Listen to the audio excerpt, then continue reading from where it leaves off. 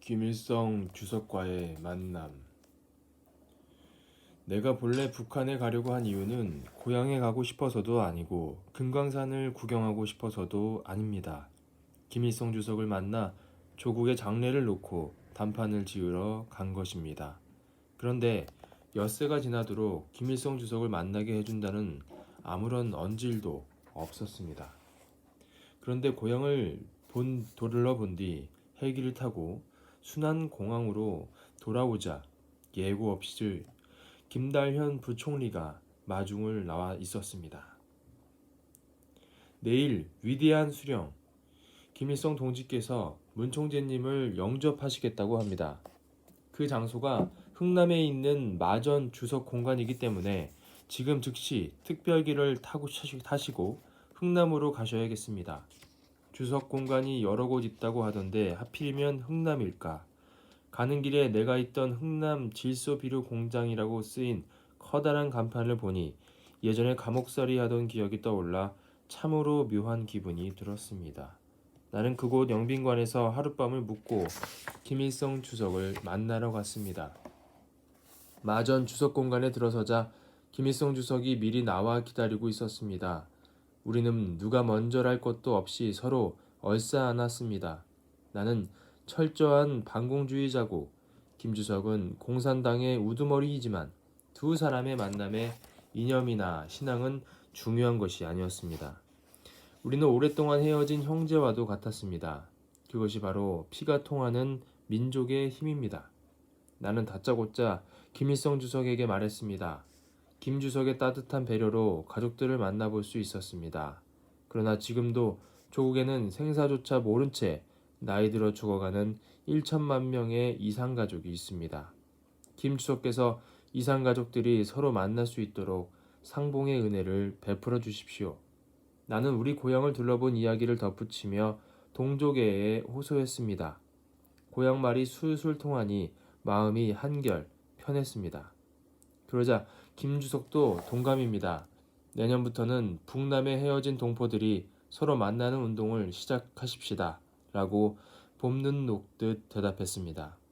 고향 이야기로 말문을 연 나는 곧바로 핵무기에 관한 의견을 꺼냈습니다. 한반도에 비핵화 선언에 합의하고 국제원자력기구 IAEA의 핵사찰 협정에 조인할 것을 정중하게 건의했습니다. 그랬더니 김 주석은 문총재 생각을 좀 해보시오. 내가 누구를 죽이려고 핵폭탄을 만들겠습니까? 동족을 죽이려고요? 내가 그런 사람처럼 보입니까? 핵이 평화적인 목적에만 쓰여야 한다는데 나도 동의합니다. 문총재의 이야기를 귀담아 들었으니 잘 될 겁니다. 하고 선선하게 대답했습니다. 당신은 북한의 핵사찰 문제로 인해 남북관계가 좋지 않아 매우 조심스럽게 제안한 것이었는데 흔쾌한 대답에 그 자리에 있던 모든 사람이 크게 놀랄 정도였습니다. 말이 잘 통한 우리는 식당으로 자리를 옮겨 이른 점심을 먹었습니다. 문총재는 언 감자국수를 아십니까? 내가 백두산에서 빨치산 활동을 하던 시절에 참 많이 먹었던 음식입니다. 드셔보시지요. 알고 말고요. 우리 고향에서도 즐겨 먹던 음식입니다. 하며 내가 반갑게 말을 받았습니다. 허허, 문총재 고향에서는 별미로 만들어 드셨겠지요. 나는 살기 위해서 먹었습니다. 일본 경찰이 백두산 꼭대기까지 뒤지고 다니니 밥 한 술 점잖게 먹을 수가 없었어요. 백두산 꼭대기에 감자 빼고 먹을 것이 뭐 있습니까? 감자를 끓여 먹으려다가 일본 경찰이 쫓아오면 감자를 땅속에 묻어놓고 달아났지요. 한참 지나 그곳에 돌아와 보면 어찌나 추운지 감자가 땅속에서도 꽁꽁 얼어버렸어요.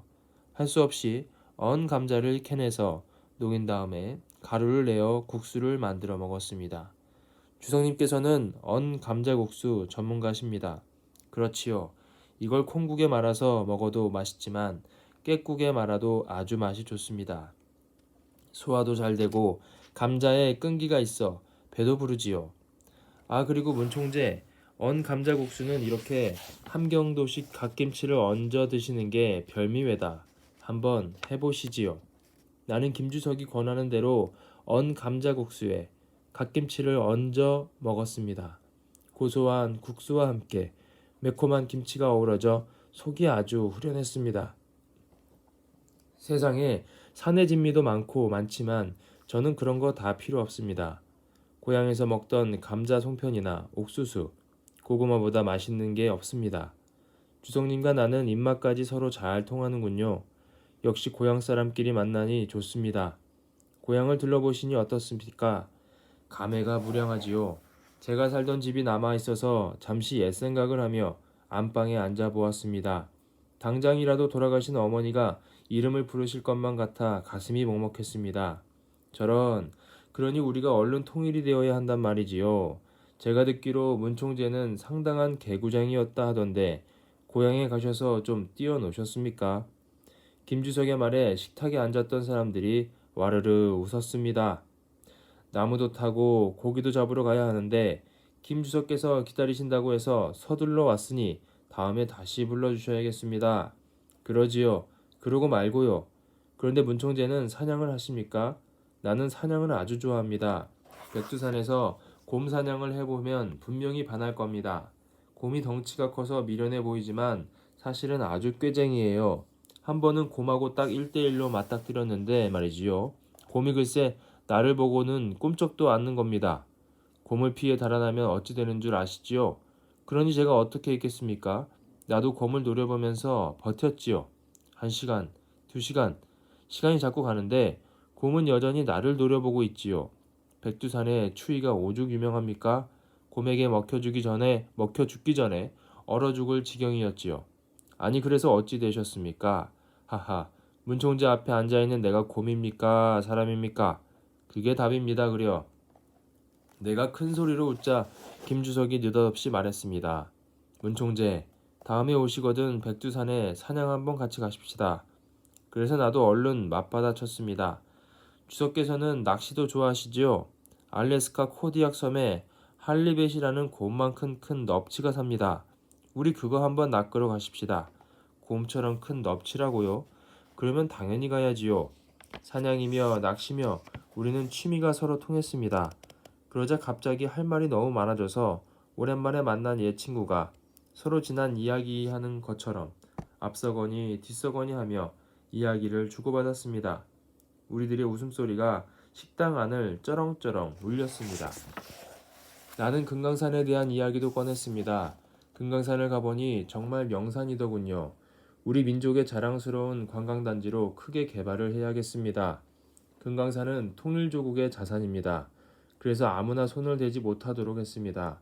결국 개발해서 명산을 버릴 수도 있으니까요. 문총재처럼 국제적인 안목을 지닌 분이 맡아서 개발을 해주신다면 믿을 수 있지요. 김주석은 즉석에서 금강산 개발 요청까지 했습니다. 주석께서 나보다 연세가 많으시니 형님뻘 되시는군요. 하자 김주석은 문총재 우리 이제부터 형님 동생하며 잘해봅시다 하며 내 손을 꽉 잡았습니다. 김주석과 나는 손을 잡고 복도를 걸어나가 기념사진을 찍고 헤어졌습니다. 나를 보내고 난 뒤 김주석은 문총재라는 사람 참 훌륭하다. 일생 동안 내가 많은 사람을 만나보았지만 그런 사람은 없었다. 배포도 크고 정이 넘치는 사람이다.